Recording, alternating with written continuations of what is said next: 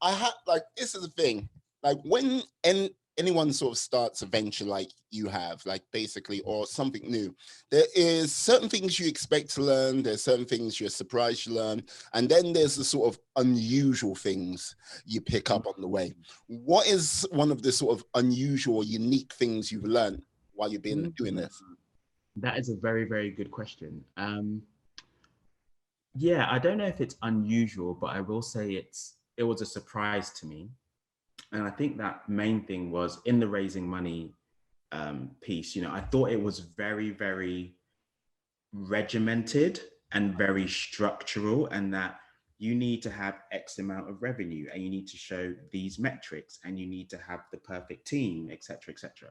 But when I started to speak to other founders of different businesses who had raised money and some who were struggling to raise money as well, I found that the approach was nowhere near as scientific as I thought. Then I started to dig a bit deeper and I recognized that, at least in my situations, one of the main reasons people invested in me, yes, some of the metrics were good, some weren't great. Mm-hmm. Yes, I had a vision and they were in line with it. But ultimately, they liked me, they trusted me, and they believed that I had the resilience to get through the inevitable stuff that's going to make my life really difficult.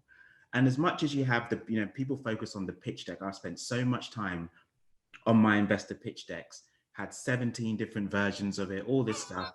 And ultimately, they didn't invest in me because of my pitch deck. My pitch deck it's effectively a digital piece of paper with stuff on it. That's what Yeah. it is. It allows me to communicate a story, which is amazing, but that's not why they do it. They do it for the intangible reasons. And realizing that actually I needed to be quite salesy, and I don't mean salesy in the way of what you think of like a car salesman type of thing. It's Mm. literally, what are their needs, what are my needs, can I find somewhere to match, does it make sense, communicating a story well, being able to build relationships. That's the thing that worked for me. So now when I go into the process again, I know that that's the bedrock. It's relationships, it's trust, it's those things. All the metrics matter and are important. Mm. But the thing that really shocked me was, wow, this guy raised 2 million and he had nothing that I had. What's the problem? Oh, they liked him, they believed in the vision, he Yeah. was able to convince them of something, etc. That was the one of the biggest revelations I had in my journey so far. Yes, before anyone listens to this and goes, "Oh yeah, a pitch deck? Okay, right, great."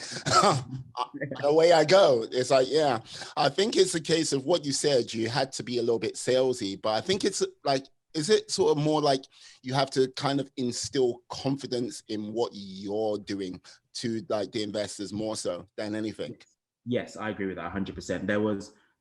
When I was first starting to raise from my previous business, you could tell the desperation. You could literally see it on me, please give me your money. you know, you could You're that thirsty guy in the nightclub. You're like, "Oh, give me exactly, your just waiting. money." He's like, come on Yeah, now, come on. you can tell they're like, okay, chill.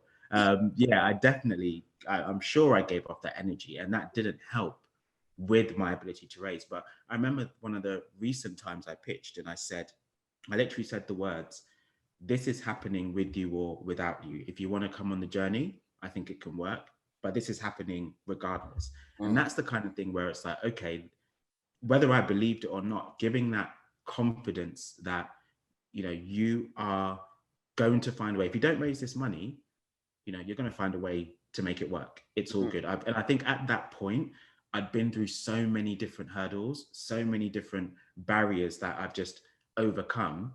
It's just, okay, well, I have the track record. I have the belief in myself that I've done that. So, I don't have to put that pressure on myself when I go into some of these meetings. So I think, yeah, that's a really, really key one, that confidence piece, massive.